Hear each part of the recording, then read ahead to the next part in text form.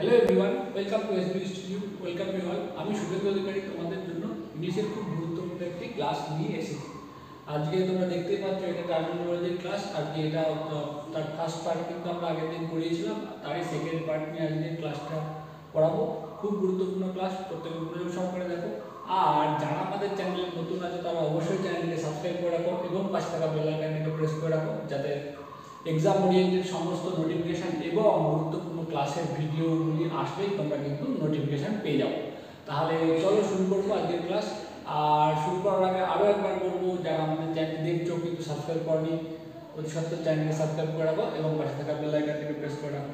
আর যারা আমাদের অফলাইন ব্যাচে ভর্তি হতে যাও তারা কিন্তু আমাদের যে ইনস্টিটিউটের নাম্বার রয়েছে সেই নাম্বারে যোগাযোগ করে নিতে পারো বা হোয়াটসঅ্যাপ করে নিতে পারো, দিয়ে তোমাদের প্রস্তুতি শুরু করতে পারো। তাহলে চলো আজকের ক্লাসটা শুরু করবো। টার্মিনোলজি সেকেন্ড পার্ট নিয়ে খুব গুরুত্ব সহকারে দেখবে প্রত্যেককে। দেখো কি আছে, বলছে one who spend lavishly, one who spend lavishly. Clear? মানে যে অতিরিক্ত মাত্রায় খরচ করে বা ব্যয় হিসেবে, এক কথায় যেটা আর কি সবার প্রতি একটা ব্যাপার থাকে যে সবাই আর কি এক্সট্রা ভ্যারেন্ট বা ব্যয় হিসাবে, ঠিক আছে? তার মানে কি ব্যয় হিসেবে বা অমিত ব্যয়। তারপরে দেখো নেক্সট দেখবো কি আছে, আ পারসন হু ব্রেকস ইমেজেস, তাই তো? যে কিনা কি ইমেজেস বা মূর্তি, যে কিনা মূর্তিকে চূর্ণ করে, তাই তো? তাকে কি বলে? আইকনোক্লাস্ট, দ্যাট ইজ মূর্তি চূর্ণকারী। তাকে কি বলা হয়? তাকে বলা হয় মূর্তি চূর্ণকারী। যে কিনা আর কি যে কি করে, যে সমস্ত মূর্তি ভেঙে চুরে দেয়, যে আর কি, ঠিক আছে? তাকে বলা হয় আইকনোক্লাস্ট। তারপর দেখো নেক্সট বলছে a person who pretends to be what he is not impose. Clear? Sorry, who is not মানে হোয়াট হি ইজ নট, মানে সে যেটা নয় সেটা হওয়ার ভান করে। প্রিটেন্ড মানে আমরা জানি প্রিটেন্ড মানে ভান করা। বলছে a person who pretend to be মানে সেটা হতে আর কি বা সেটা দেখাতে চায় হোয়াট হি ইজ নট, যেটা সে আদতেই নয়। তো সেটা কি? এটা হচ্ছে যে কি ইম্পোস্টার। ইম্পোস্টার মানে কি হচ্ছে? যে ছদ্মবেশী, ঠিক আছে? তারপর দেখো one versed in many languages, one versed in many languages মানে বিভিন্ন ভাষায় আর কি যে কথা বলতে, তাকে কি বলা হয়? লিঙ্গুইস্ট। ক্লিয়ার? তাকে কি বলা হয়? লিঙ্গুইস্ট। মানে কি ভাষাবিদ বলতে পারো, দ্যাট ইজ লিঙ্গুইস্ট। ক্লিয়ার?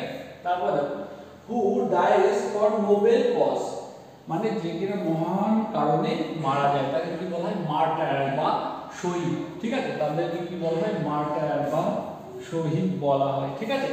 তাহলে কি কি পেলাম আমরা আজকে প্রথম পাঁচটি লাইনে? কি এক্সট্রাভাগ্যান্ট মানে কি? এক্সট্রাভাগ্যান্ট মানে হচ্ছে যে অমিত ব্যয় বা যে অতিরিক্ত ব্যয় হিসেবে, যা প্রচুর খরচ করে। আর কি আইকনোক্লাস্ট, আইকনোক্লাস্ট মানে কি পেলাম? আইকনোক্লাস্ট মানে মূর্তি চূর্ণকারী, ঠিক আছে? যে দেব দেবতার মূর্তি যে আর কি ভেঙে চুরে দেয় তাকে আইকনোক্লাস্ট বলা হয়, ঠিক আছে? আর কি যে আর কি সেটা মানে আর কি ইম্পোস্টার মানে কি ছদ্মবেশী, ঠিক আছে? যে আসলে যে সেটা নয় সেটা হওয়ার ভান করে, সেটা হচ্ছে ছদ্মবেশী। আর কি পেলাম? লিঙ্গুইস্ট, লিঙ্গুইস্ট মানে ভাষাবিদ। আর কি যে কিনা নোবেল কারণে মারা যায়, মহান কারণে মারা যায়, তাকে কি বলা হয়? মার্টার বা শহীদ। চলো নেক্সট দেখো। তারপরে দেখো কি বলছে, আ মেসেঞ্জার, তাই একজন মেসেঞ্জার। মেসেঞ্জার মানে আমরা জানি কি বার্তাবাহক। আ মেসেঞ্জার সেন্ট ইন গ্রেট হ্যাস্ট মানে অতি দ্রুত আর কি, ঠিক আছে? তাই তো? তাকে কি বলা হয়? কুরিয়ার বলা হয়। তাহলে কুরিয়ার মানে কি? আমরা জানি খুব ধাবক। কুরিয়ার মানে এমনি জেনারেলি কুরিয়ার মানে কিন্তু ধাবক মানে অতি দ্রুততম আর কি, যা আর কি বহন করে নিয়ে যায়, ঠিক আছে? সেটাকে তো আমরা ধাবক বলি। আর সেটা ভালো ভাষায় যদি বলি দ্যাট ইজ কুরিয়ার। দেখো তারপরে কি আছে, আ পারসন হু হেট ওম্যান, তাই তো? মিসোজিনিস, যে কিনা কি যে স্ত্রী বিদ্বেষী, তাকে কি বলা হয়? মিসোজিনিস, তাই তো? তারপরে দেখো one who walks in sleep মানে যে কিনা কি ঘুমিয়ে ঘুমিয়ে হাঁটে, তাকে কি বলা হয়? সোমনাম্বুলিস্ট, তাই তো? সোমনাম্বুলিস্ট মানে যে ঘুমিয়ে ঘুমিয়ে হাঁটে, তার এই রোগটাকে কি বলা হয়? সোমনাম্বুলিজম। ক্লিয়ার? আর কি one who takes refuge in a foreign country, that is refugee. আর একটা ই পড়বে, হ্যাঁ? মানে যে কিনা ভিন দেশে বা অন্য দেশে শরণার্থী শিবিরে আশ্রয় নেয়, তাকে কি বলা হয়? তাকে বলা হয় উদ্বাস্তু বা রিফিউজি। ক্লিয়ার? আর কি one living at the same time with another মানে একজন বসবাস করে একই সময়ে অন্যের সঙ্গে, তাকে কি বলা হয় কন্টেম্পোরারি।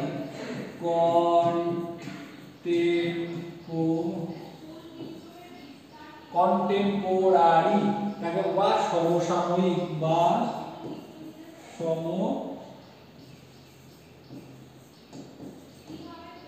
তাকে বলা হয় কি সমসাময়িক। ক্লিয়ার? তাহলে কি পেলাম কুরিয়ার মানে ধাবক, ঠিক আছে। মিসোজিনিস্ট মানে কি স্ত্রী বিদ্বেষী। সোমনাম্বুলিস্ট মানে যে ঘুরিয়ে ঘুরিয়ে হেঁটে চলে, মানে হাঁটাহাঁটি করে ঘুমিয়ে পড়ে। আর কি রিফিউজি বা উদ্বাস্তু বা শরণার্থী। আর one who living at the same time with another, অন্যের সঙ্গে একই সময়ে বসবাস করে, তাকে কি বলা হয় সমসাময়িক বা কন্টেম্পোরারি। চলো নেক্সট দেখবো। নেক্সট কি আছে one who comes after another, মানে একজন আসে তার কামস আফটার অ্যানাদার, একজনের পরবর্তীতে যে আসে তাকে কি বলা হয়, তাকে কি বলা হয় সাকসেসর বা উত্তরসূরি। আফটার অ্যানাদার, ঠিক আছে, দ্যাট ইজ কল্ড সাকসেসর বা উত্তরসূরি। আর কি one who foretell events, one who foretell, foretell মানে কি ভবিষ্যৎবাণী করা, দ্যাট ইজ ইভেন্ট মানে যে কোনো ঘটনার ভবিষ্যৎবাণী করে, তাকে কি বলা হয়, তাকে বলা হয় প্রফেট। ঠিক আছে, প্রফেট মানে কিন্তু ভাববাদীও বলতে পারো বা ভবিষ্যৎ বক্তাও বলতে পারো। ক্লিয়ার?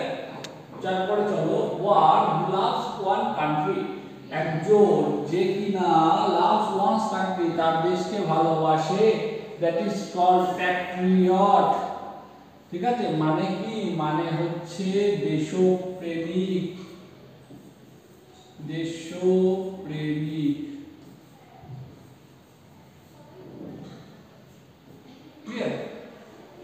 তারপরে দেখো one looks dark side of one things, one একজন যে কিনা looks dark side of one thing, কোনো জিনিসের কি যেটা অশুভ দিকটাকে শুধু দেখতে পায় বা খারাপ দিকটাকে দেখতে পায়, দ্যাট ইজ কল্ড পেসিমিস্ট। ঠিক আছে, দ্যাট ইজ কল্ড পেসিমিস্ট। ঠিক আছে, তারপর চলো আর কি ওয়ান হু ইটস ফ্লেশ, মানে যে কিনা মাংস খায়, তাকে কি বলা হয় কার্নিভোরাস বা মাংসাশী বলা হয়, তাকে কি বলা হয় মাংসাশী বলা হয়। আর যে মানুষের মাংস খায় হু ইটস হিউম্যান ফ্লেশ, তাকে কি বলা হয়, তাকে বলা হয় ক্যানিবাল। ক্লিয়ার? CANIBAL। তারপরে দেখো কি আছে, দেখো where government papers are kept, যেখানে সরকারি কাগজপত্র রাখা হয়, that is called archives, archives। ঠিক আছে, যেখানে বা এটাকে বাংলায় বললে হবে তোমার মহাপেজখানা, মহাপেজ,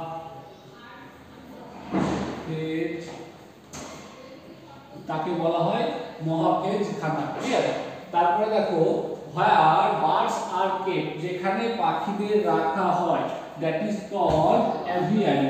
aviary মানে হচ্ছে যেখানে পাখিদের রাখা হয়। আর এখান থেকে আরেকটা জিনিস দেখো অ্যাপিয়ারি, APIARY, মানে যেখানে মৌমাছিদের রাখা হয় বা সেটাকে বলা হয় অ্যাপিয়ারি। ঠিক আছে, আর মৌমাছির চাষকে কিন্তু বলা হয় কি এপিকালচার। ক্লিয়ার? তারপরে দেখো where bees are kept, তো দেখো এটা রয়েছে পরে bees are kept, that is apiary। Clear? আর এই যে মৌমাছির চাষকে কিন্তু বলা হয় এপিকালচার। ক্লিয়ার? তারপরে দেখো ফিশেস আর কেপ্ট, যেখানে এখানে তোমরা প্রত্যেকটা where প্রথমে দিয়ে দিতে পারো ফিশেস আর কেপ্ট, যেখানে কিন্তু কি করা হয় মাছদের রাখা হয়, that is called aquarium। Clear? তাকে বলা হয় কি aquarium। আর কি a place for production of bread, মানে যেখানে রুটি তৈরি করা হয়, এটা আমরা প্রত্যেকেই জানি সেটা কি, সেটা হচ্ছে বেকারি। বেকারিতে কিন্তু রুটি তৈরি করা হয়, place for production of bread, যেখানে কি করা হয়, যেখানে রুটি তৈরি করা হয়। তাহলে দেখো আবার কি কি আমরা মনে করে নেব আর্কাইভস, মানে মহাপেজখানা, যেখানে সরকারি কাগজপত্র, গোপনীয় কাগজপত্র বা খুব গুরুত্বপূর্ণ পেপারপত্র রাখা হয়, যেটাকে বলা হয় আর্কাইভস। আর কি হয় বার্ডস আর্কাইভ, যেখানে কি পাখিদের রাখা হয়, দ্যাট ইজ কল্ড এভিয়ারি। আর যেখানে মৌমাছিদের রাখা হয় তাকে বলা হয় এপিয়ারি। আর মৌমাছির চাষকে বলা হয় কি এপিকালচার। ঠিক আছে, আর fishes archive, that is called aquarium, যেখানে মাছদের রাখা হয় আর যেখানে রুটি তৈরি করা হয় তাকে বলা হয় বেকারি। ক্লিয়ার? চলো নেক্সট দেখবো কি আছে underground duelling place of A animal. তাই তো, যেখানে আর কি আন্ডারগ্রাউন্ড মানে ভূগর্ভস্থ বাসস্থান, ডুয়েলিং প্লেস অফ অ্যানিমেল, অর্থাৎ জীবজন্তু ভূগর্ভস্থ বাসস্থানকে কি বলা হয়? That is called burrow. তাকে কি বলা হয়? বুরো। ঠিক আছে, নেক্সট দেখো, wheeled home for a gypsy. Wheeled home মানে আর কি, হুইলড হোম মানে কি, যেটাতে আর কি বসবাস করা হয় আবার তাতে করে কোথাও যাওয়াও যায়, সেটাকে বলা হয় হুইলড হোম। ক্লিয়ার? আর জিপসি মানে জেনারেলি কি, ওই যে বেদুইন বা বেদে জাতীয় লোকজনদেরকে কিন্তু বলা হয় জিপসি। ঠিক আছে, আর কি এটাকে কি বলা হয়? সেটাকে বলা হয় কিন্তু ক্যারাভান। ক্লিয়ার? তারপরে দেখো, a place where soldiers are house, যেখানে a place where soldiers are house মানে কি, দেখো হাউস মানে কি, যেখানে স্থায়ীভাবে রাখা হয় তাকে কি বলা হয়? তাকে কিন্তু বলা হয় ক্যান্টনমেন্ট। ঠিক আছে, বা সেনা নিবাস, তাকে কিন্তু বলা হয় সেনা নিবাস। তাই তো, তাকে বলা হয় কিন্তু সেনা নিবাস। ঠিক আছে, এই জায়গাটা আরেকটা জিনিস ভুলিয়ে ফেললে হবে না, এই যে ক্যাম্প, ঠিক আছে, ক্যাম্প CAMP, এই ক্যাম্প মানে কিন্তু শিবির, মানে কি, যেটা অস্থায়ী। তাই তো, ক্যাম্প করা বলে না, বলা হয় না বিভিন্ন ক্যাম্প করা হয়েছে। ঠিক আছে, এগুলো শিবির মানে অস্থায়ী এটা।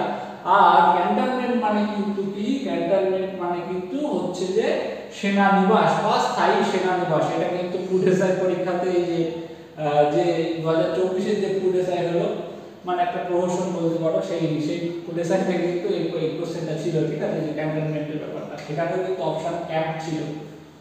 আর কি, the house of the Eskimos, এস্কিমোসদের হাউসকে কি বলা হয়? আমরা প্রত্যেকেই জানি কি, তাদের বাসস্থানকে বলা হয় ইগলু বা বরফের গৃহ। প্লেস ফর কিপিং এরোপ্লেনস, খুব গুরুত্বপূর্ণ, গুলিয়ে ফেলতে হবে না। যেখানে এরোপ্লেন রাখা হয় সেটাকে কি বলা হয়? সেটাকে কি বলা হয়? সেটাকে বলা হয় হ্যাঙ্গারস বা এরোড্রোমস। যেখানে এরোপ্লেনকে রাখা হয় তাকে কি বলা হয়? হ্যাঙ্গার বা এরোড্রোমস বলা হয়। তাই তো, আর তাহলে আমাদের যেখানে প্লেন ওঠানামা করে সেটাকে কি বলা হয়? সেটাকে কিন্তু এয়ারপোর্ট বা বিমানবন্দর বলা হয়। ঠিক আছে, দেখো নেক্সট দেখো, আর কি living place of wild beast মানে যেখানে আর কি বন্য জন্তুরা থাকে সেটাকে কি বলা হয়? ডেন বা লেয়ার বলা হয়। যেটা কিন্তু সিংহ এবং বাঘ জেনারেলি কি করা হয়? সিংহ জেনারেলি কিন্তু থাকে গুহাতে। তাই তো, আর কি place for production and treatment of milk মানে যেখানে দুগ্ধ তৈরি করা হয়, মানে উৎপাদন করা হয় এবং ট্রিটমেন্ট করা হয়, প্রিজার্ভ করে রাখা হয় বিভিন্ন প্রযুক্তিগত কৌশল অবলম্বন করে কিন্তু দুগ্ধকে কি করা হয়? মানে প্রিজার্ভ করে রাখা হয়, সেটাকে কি বলা হয়? That is called dairy. ঠিক আছে, তারপরে দেখো, place where motor cars are kept, আমরা প্রত্যেকেই জানি, that is called garage. Where dogs are live, যেখানে কুকুর বাস করে, দ্যাট ইজ কল্ড কেনেল। তাই তো, কেনেল মানে কিন্তু কুকুরের বাসস্থান। হোয়ার হানি স্টোর মানে যেখানে মধু সঞ্চিত হয়, that is called beehive. beehive মানে কিন্তু মৌচাক, মৌচাক। তাই তো, তাহলে দেখো কি পেলাম? ডেন মানে আমরা ছোটবেলায় পড়েছি lion lives in a den. তাই তো, আর কি place for production and treatment of milk, যেখানে কিন্তু দুগ্ধকে কি করে উৎপাদন করা হয় এবং প্রিজার্ভ করা হয় সেটাকে বলা হয় ডেয়ারি। আর কি বলা হয়? যেখানে কিন্তু মোটর গাড়ি রাখা হয় সেটাকে গ্যারেজ বলা হচ্ছে। আর হোয়ার ডগস আর লিভ, যেখানে কুকুরের বাসস্থানকে বলা হচ্ছে কি কেনেল বলা হচ্ছে। আর বলা হচ্ছে বি, যেখানে মৌমাছিরা মধু সঞ্চয় করে তাকে বলা হচ্ছে মৌচাক বা বি হাইভ। ক্লিয়ার? তারপরে দেখো, a house for keeping books, এটা আমরা প্রত্যেকেই জানি, দ্যাট ইজ লাইব্রেরি। লাইব্রেরি বা গ্রন্থাগার। তাই তো, হাউস অফ এস্কিমোস, এটা আমরা একটু আগে পড়লাম ইগলু। আর দেখো, where aeroplanes are kept, that is aerodromes. তাই তো, এরোড্রোমস আর কি হ্যাঙ্গারসও বলা হয়, সেটা করলাম। আচ্ছা, a complex of runway and buildings for take off and landing, যেখানে কিন্তু কি হয়? প্লেন ওঠানামা করে, সেটাকে কি বলা হয়? এয়ারপোর্ট, EORT বা বিমানবন্দর। তাহলে এই যে এরোড্রোমস বা হ্যাঙ্গারের সাথে কিন্তু বিমানবন্দর গুলিয়ে ফেললে হবে না। এবার কোনো জায়গায় যদি তোমার কোনো কারণে না থাকে, শুধু এরোপ্লেন এয়ারপোর্ট অপশন থাকে, তখন তোমাকে সেটা মার্ক করতে হবে। কিছু কিছু বইতে তোমরা পেতে পারো, ঠিক আছে। তো তবে 100% দিক থেকে যদি বিচার করা হয় তাহলে কিন্তু যেখানে প্লেন রাখা হয় সেখানে তাকে এরোড্রোমস বা হ্যাঙ্গার বলা হয় বা বিমানশালা বলা হয়। বাংলাতে যদি দেখো বিমানশালা, বিমানশালা